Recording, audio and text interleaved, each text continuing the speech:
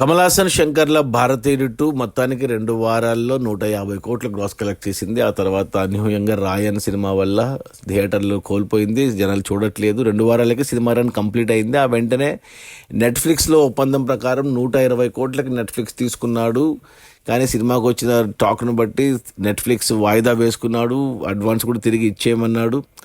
వెంటనే రిలీజ్కి ఒప్పుకోలేదు. కానీ మొత్తానికి వాళ్ళు ఒక ఒప్పందానికి వచ్చి మొత్తానికి 4వ వారంలో అంటే ఆగస్టు 9న, ఈ శుక్రవారం ఆగస్టు 9న నెట్ఫ్లిక్స్లో ఈ సినిమా స్ట్రీమ్ అవుతుంది. సో నెట్ఫ్లిక్స్ 120 కోట్లు అయితే మొదటి ఒప్పందం ప్రకారం ఇవ్వలేదు, ఎంత ఇచ్చాడో తర్వాత తెలుస్తుంది, ఇప్పటికి ప్రస్తుతానికి తెలీదు.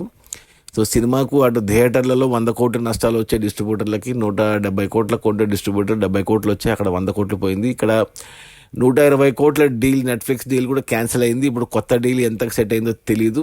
దాని 4 వారాలు, 2 వారాలకే వస్తే ఆ రేటు, 2 వారాలకు వాళ్ళు ఒప్పుకోలేదు, వద్దనుకున్నారు. ఇప్పుడు 4 వారాలకు వచ్చిందంటే అందులో సగమైన కోత పడి ఉండొచ్చు, ఒక 50-60 కోట్లు అయితే అక్కడ కూడా నష్టమే. సో సినిమా పెట్టిన బడ్జెట్ 300 కోట్ల బడ్జెట్లో ఒక 100 కోట్లు మాత్రమే వెనక్కి వచ్చినటువంటి ప్రొడ్యూసర్కి ఒక 200 కోట్లు అయితే నష్టపోయినట్టే. అది మళ్ళీ భారతీయుడు 3లో కవర్ చేస్తారో ఏమో చూడాలి. అది ఎవరైనా సినిమా థియేటర్లో చూసింటే ఓకే, చూడకపోయింటే రేపు ఆగస్టు 9న శుక్రవారం నెట్ఫ్లిక్స్లో స్ట్రీమ్ అవుతుంది. తెలుగు, తమిళ, హిందీ, కన్నడ, మలయాళం అన్ని భాషల్లో. సో తెలుగులో చూసేవాళ్ళు చూసేయండి. నేను కూడా చూస్తాను, నేను ఆల్రెడీ చూశాను, మళ్ళీ ఇంకోసారి చూస్తాను దాన్ని. ఓకే.